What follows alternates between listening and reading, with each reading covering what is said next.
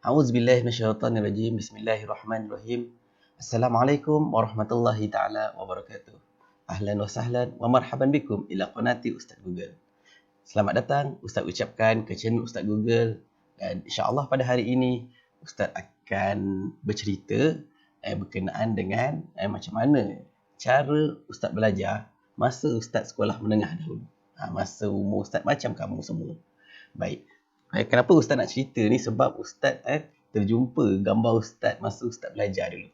Masa Ustaz belajar dulu, ni gambar Ustaz. Tengok gambar zaman dulu, terjumpa gambar ni. Ni masa Ustaz belajar di buku ni meja Ustaz dekat rumah Ustaz.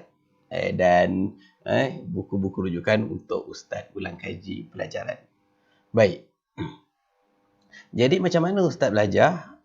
Baik. Jadi pertamanya waktu Ustaz belajar ketika di rumah, Ustaz duduk di asrama. Ustaz duduk di asrama. Tapi bila cuti, bila masa cuti balik di rumah, jadi masa di rumah apa yang Ustaz akan buat? Okey, baik. Jadi bermula rutin harian Ustaz ketika itu adalah Ustaz bangun pada pukul 6 pagi macam tu.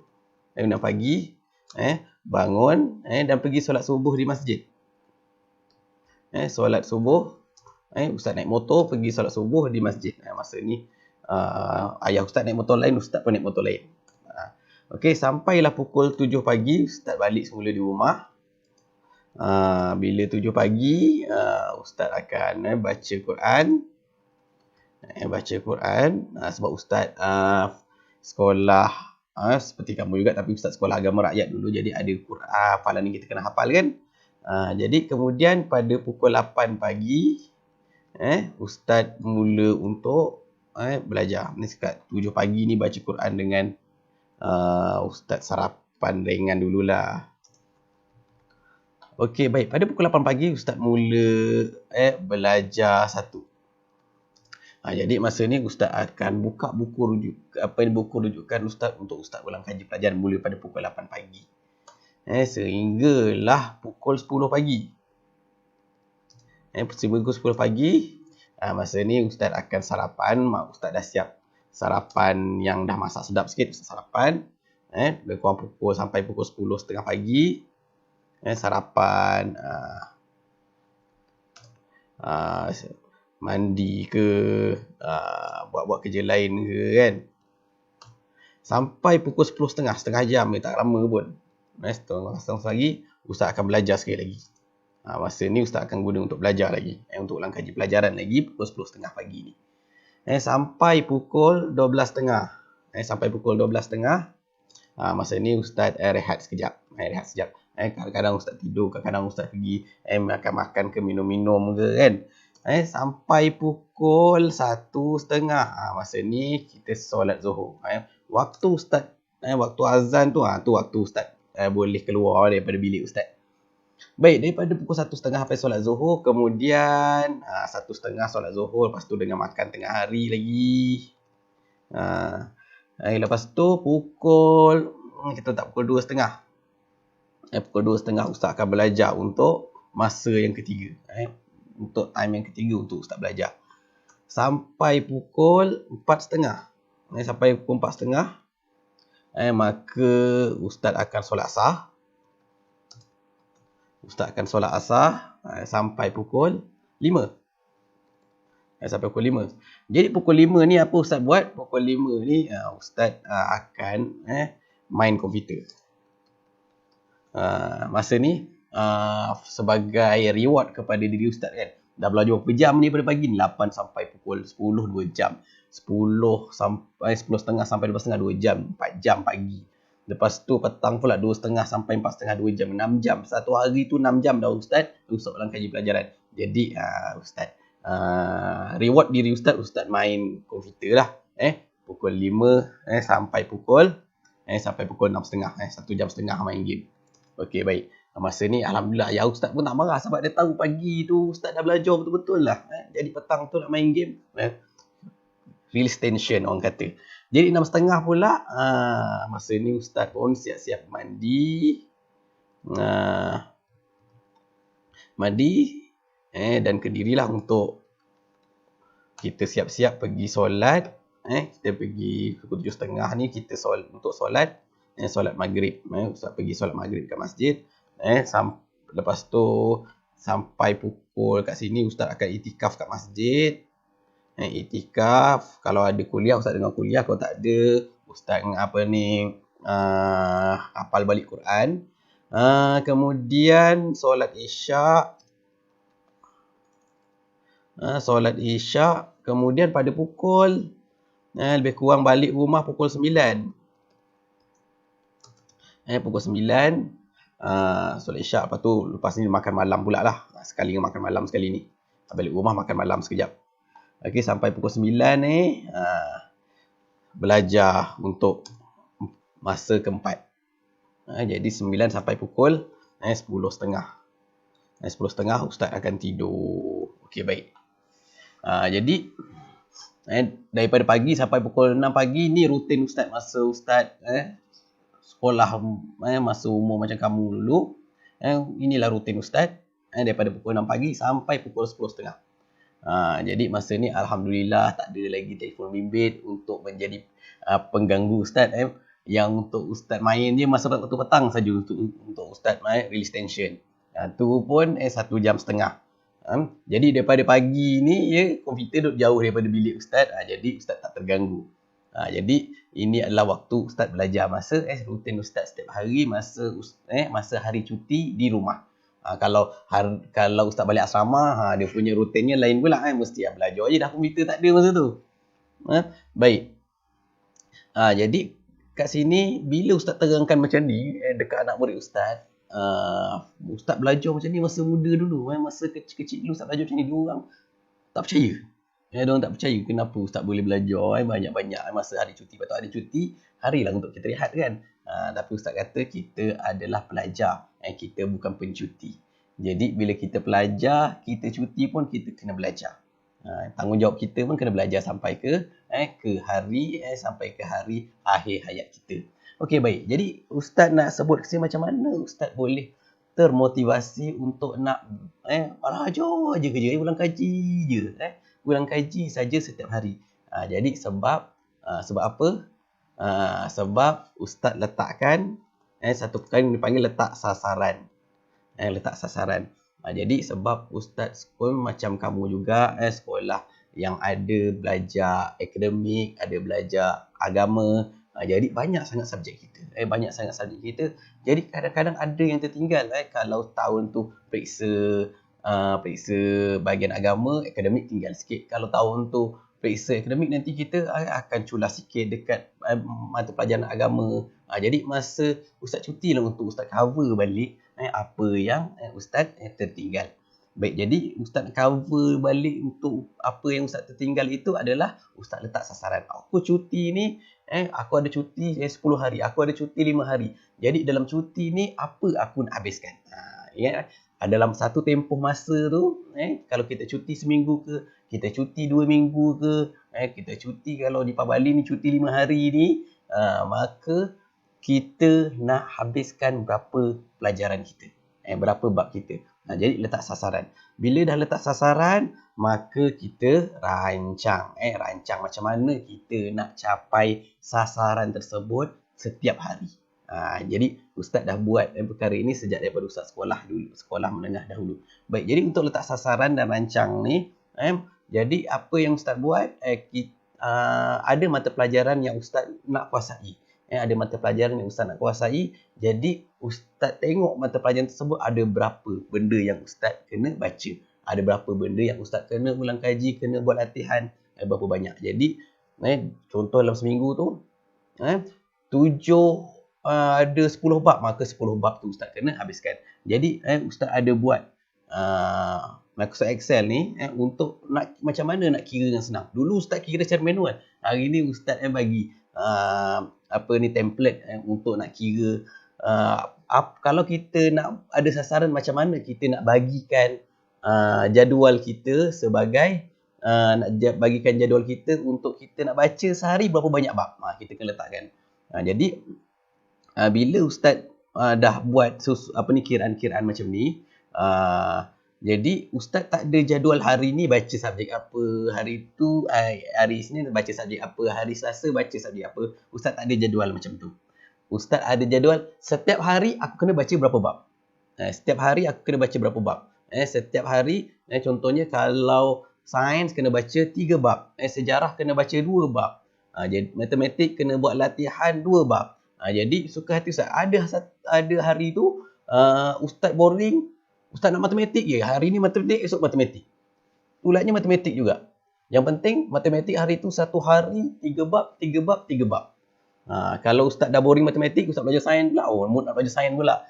Yang penting satu hari tu berapa banyak kita baca, kita dah letakkan. Okey, baik. Jadi kita kembali kepada Microsoft Excel kita. Okey, baik. Jadi kat sini untuk kita ada sasaran, pertama kita kena tahu berapa masa kita, berapa masa yang kita ada. Jadi kat sini tarikh semasa dengan tarikh sasaran.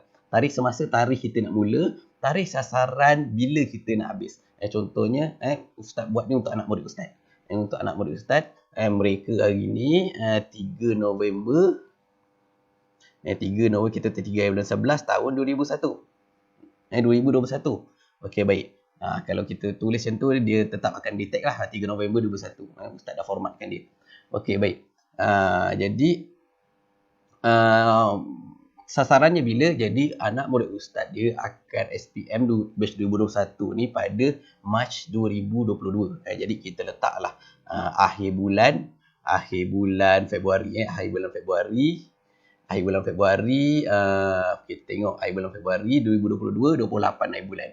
Jadi ustaz pun letak 28 hari bulan 2 tahun 2022.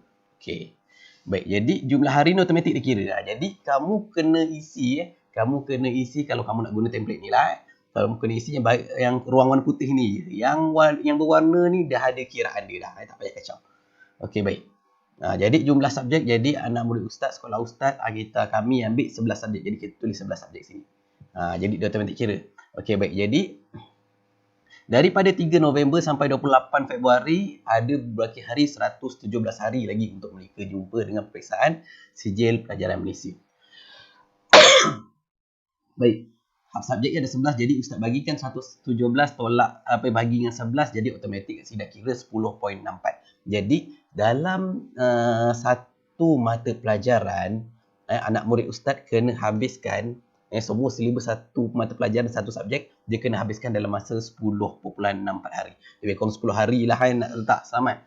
Lepas tu jumlah hari pengecualian ni apa? Ni kalau kita nak macam daripada 3 November sampai 28 Februari ni ada benda-benda yang hari yang kita kata hari ni aku tak boleh study sebab ada perkara tertentu, contohnya periksa trial ke, ujian lisan dini ke kan. Jadi kita nak tolak letak hari ni untuk nak tolak daripada 117 hari ni. Jadi contohnya kita letaklah ujian lisan dengan trial kita letaklah kat situ 10 hari lah, 5 hari kan. Tak 10 hari. Jadi dia tolak lagi kat sini. Nampak? Jadi 9.73 hari. Satu subjek anak murid ustaz kena habiskan dalam masa 9 hari. Jadi kalau 9 hari ni dia dapat habiskan satu subjek tu, settle lah satu subjek tu. Maknanya setiap hari kalau dia baca satu subjek tu, dia kena baca 1/9. Okey, baik. Kalau 1/9 pening pula nak kira kan. Okey, baik. Jadi bila dah 11 ni dia kira. Kita letak subjek apa kita letak. Contohnya pertama subjek ustaz lah kan, subjek lam. Okey, subjek lam. Okey, jumlah bab tingkatan 4, jumlah bab tingkatan 5. Okey, baik. Jadi nak kira ni apa? Bukalah buku teks kan. Kita buka buku teks. Contohnya kat sini buku teks form 4. Okey. Buku teks form 4. Okey, baik. Ada buku teks form 4. Kita tengok. Okey, baik. Ada berapa? Ada berapa tajuk? Ada wadah gula sampai Ashirah. Ada 10 tajuk. Ada 10 bab. Tapi ingat setiap bab ni dia ada 4 takbir. 4 maharat kita kena kuasai, iaitu mutalaah, syafawi, tahriri, kawaid. Kebanyakan tajuk kawaid. Untuk setiap bab ada 2 tajuk kawaid kepada setiap bab tersebut. Itu kita kena ingat tahu. Okey, baik. Jadi tingkatan 4 tadi ada 10 bab. Okey. Tingkatan 5 ada, tingkatan 5 pun ada, Ustaz tahu tapi nak tunjuk. Tingkatan 5 pun ada 10 bab atau 10 tema. 10 tema. Okey, baik. Jadi bila 10 tema, kita buat 10 tema. Okey, jadi ada 10 tema. Ada 10 tema. Okey, baik. Jadi bila 10 bab tingkatan 4, 10 bab tingkatan 5, jumlah 20. Jadi purata bab sehari. Purata bab sehari 2.06. Maksudnya apa? Setiap hari yang berlalu, anak murid ustaz, kalau hari tu dia baca lam, dia kena habiskan 2 bab. Dia kena ulang kaji untuk 2 bab. 2 bab berkaji, dia akan, kalau sampai bulan Februari ni, dia akan habislah sebab ada banyak lagi subjek ni. Ustaz dapat 2 bab ni macam mana? Ustaz bagikan 20 ni dengan 9.73. Sebab kuota untuk setiap hari, adalah 9 hari sahaja. Okey, baik. Seterusnya subjek. Kita buat subjek lagi. Kita buat tengok subjek apa. Contohnya subjek matematik. Kita buat matematik lah. Okey, kita buat matematik. Okey, matematik form 4. Matematik form 4 ada 10 bab juga. Ada 10 bab juga. Jadi, kita pun tulis ke sini. Matematik. Ada 10 bab. Okey, kemudian kita tengok lagi matematik. Form 5 1, form kita form 5 2 teruslah. Berapa jumlah bab dia? Ada 8 bab. Ada 8 bab. Tambah 8 lagi. Ustaz download je buku teks ni dekat internet. Okey, ada 8 bab.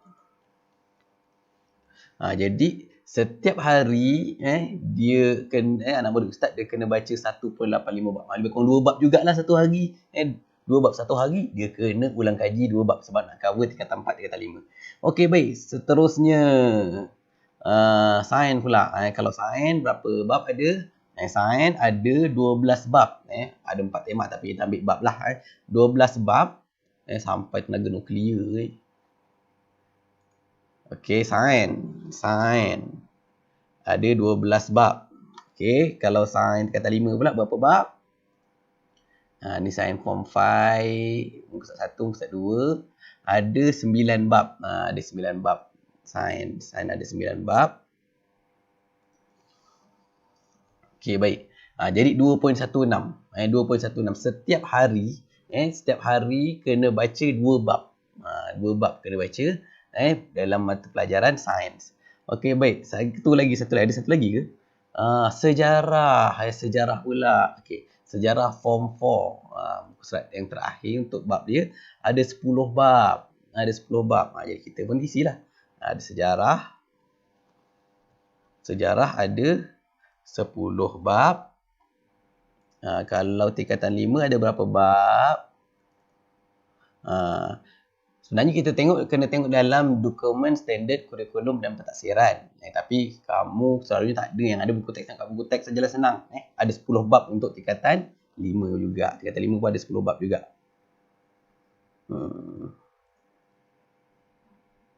Tingkatan 5 pun ada 10 bab juga. Jadi 20 bab juga. Ada sama macam LAM kan. Ada 10 jadi 2.06. Sehari berlalu, kalau hari tu dia pilih untuk sejarah, maka kena baca 2 bab sejarah. Dan mana-mana lagi bab, mana lagi mata pelajaran yang kena isi. Ada lagi tak? Tak ada dah. Ni je subjek yang ustaz cari. Okey, baik. Jadi ini contoh kiraan untuk setiap bab. Kita dah letakkan tarikh hari ni. Tarikh nak habis bila? 28 Februari. Jadi daripada subjek-subjek ni, maka ustaz, kalau ustaz jadi macam anak murid ustaz, maka setiap hari ustaz kena baca, kalau LAM 2 bab sehari, matematik 2 bab juga ni, sains 2 bab, sejarah 2 bab sehari. Okey, baik. Jadi macam mana ustaz nak mudah nak capai? Jadi bila dah ada strategi, dah kena rancang. Jadi kita dah rancang dah tadi ni kan. Maknanya sehari 2 bab kena baca. Jadi macam mana nak dengan smart? Macam mana dengan smart? Makanya kita kena ada alat. Jadi masa ustaz sekolah menengah dulu, ustaz guna buku rujukan. Jadi contohnya sejarah, sains ini ustaz ada buku rujukan. Jadi buku rujukan tu dia lebih ringkas Jadi nak baca buku teks tak sempat tak sempat. Nak 2 bab sehari ni, nak menguasai 2 bab sehari ni banyak sebenarnya. Tapi kalau hari ni saat ni masih lagi duk relax aja, maknanya tak sedar lah tu kan. Jadi bila kita buat macam ni, kita sedar setiap hari yang berlalu ada subjek yang kita kena ulang kaji sebanyak 2 bab 1.85, 2.16, 2.06 bab. Maka kita akan hari ni aku akan kena belajar 2 bab ni. Kalau aku tak belajar 2 bab ni, aku tak capai sasaran aku. Sebab itu bila ustaz buat macam ni, ustaz boleh belajar macam ni. Ustaz boleh belajar, sebab kalau hari tu ustaz tak belajar, ustaz akan tertinggal berapa bab. Ustaz tak dapat capai sasaran ustaz. Jadi ustaz struggle masa ustaz belajar sebab ustaz letakkan sasaran. Jadi untuk nak belajar smart tadi, ustaz contohnya untuk subjek mata sains dengan sejarah, ustaz guna buku rujukan. Jadi macam mana ustaz nak katakan ustaz menguasai 2 bab ini? Ustaz baca 2 bab dalam buku rujukan ni lah. Baca 2 bab dalam buku rujukan tu, lepas ustaz baca, ustaz pun akan buat latihan. Okey, kalau dapat 80 ke atas, 80% ke atas, ustaz boleh teruskan ke bab 2. Maknanya ustaz menguasai lah. Kalau tak sampai lagi, ustaz akan baca balik. Kebanyakannya capailah, tapi ada juga yang tak capai, jadi ustaz akan baca balik bab tu. Kadang-kadang kalau kita baca, kita berangan kan. Okey, baik. Kalau matematik ni, apa ustaz buat? Ustaz buat buku latihan. Masa ustaz buat buku latihan ni lah kan. Buku latihan. Ustaz tu, ustaz beli baru RM5 je kan. Tajuk ni kena buat latihan. Kuasai, dapat markah yang kita nak. Contoh kita target, kalau matematik target A 85 ke atas. Kalau kita target B dapat 60, settle lah, maknanya dah menguasai lah bab matematik tu kan. Sebab kita target B aja. Tapi semua nak target A kan.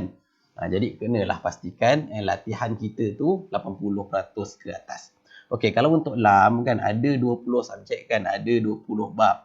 Jadi tapi kena ingat setiap satu bab ni ada mutalaah, ada syafawi, ada tahriri, ada kawaid. Jadi kalau masa yang singkat kamu rasa stres banyak gila nak kena ngapal ni, kalau 20 kali 4 jadi 80 benda kena kuasai. Ustaz cadangkan kamu ngapal mufradat. Setiap bab itu ada mufradat dia. Kena ada mufradat. Ingat, mufradat dengan kawaid. Mufradat dengan kawaid saja. Mufradat dengan kawaid untuk setiap bab tersebut. Jadi zaman sekarang dah senang. Kalau kawaid ni tak faham, tengok aja dekat dalam YouTube ustaz kan. Zaman ustaz belajar dulu kawaid, ustaz baca sendiri. Apalah buku ni terangkan tak faham. Zaman sekarang senang je. Tapi bila makin senang, itulah dia punya cabarannya pun makin tinggi. Okey, baik. Jadi kat sini bila kita buat macam ni, kita nampak macam mana cara untuk kita nak capai sasaran kita. Jadi mudahkan sasaran kita. Jangan sampai kita bila dah kira-kira macam ni kan, kita macam mana aku nak dapat 2 bab sehari ni. Kita kena carikan cara apa alat kita untuk capai. Kalau ada buku rujukan, ada buku. Kalau ada nota, senang. Kamu ada cikgu kan. Ada cikgu, kamu mintalah bantuan daripada guru-guru. Saya nak baca apa benda yang ringkas yang boleh saya baca. Ingat, ustaz ajar dekat anak murid ustaz, better less than nothing. Better less than nothing iaitu lebih baik sikit daripada tak ada langsung. Lebih baik sikit daripada tak ada langsung. Yang penting kita berusaha. Okey, baik. Jadi kalau siapa nak template ni nanti ustaz akan bagi dekat description dekat bawah. Okey, baik. Jadi mudah-mudahan kita semua sedar sasaran kita untuk menuntut ilmu, dan jangan biarkan masa kita terbuang dengan begitu saja. Sebab sebenarnya kita banyak sangat kerja. Banyak sangat benda yang kita kena buat, tapi kita tak sedar. Tapi bila kita buat macam ni, kita sedar berapa banyak yang kita kena ulang kaji sehari. Sebab itulah macam ustaz boleh ada motivasi untuk nak belajar macam ni masa ustaz tu. Sebab ustaz fikir kalau aku tak belajar itu, aku akan tertinggal bab tersebut. Jadi bila ustaz belajar macam ni, ustaz nak tidur nanti setengah ni, ustaz akan muhasabah balik. Oh, pagi tadi aku dah belajar ni, aku dah belajar ni, aku belajar ni. Ustaz tidur dalam keadaan yang cukup lina sebab ustaz dah berjaya untuk nak capai apa yang ustaz nak capai setiap hari. Okey, baik. Jadi itu saja daripada ustaz. Apa yang baik itu datangnya daripada Allah Subhanahu Wa Taala. Apa yang lemah itu datang kelemahan diri ustaz sendiri. Wabillahi taufiq hidayah. Wassalamualaikum warahmatullahi taala wabarakatuh.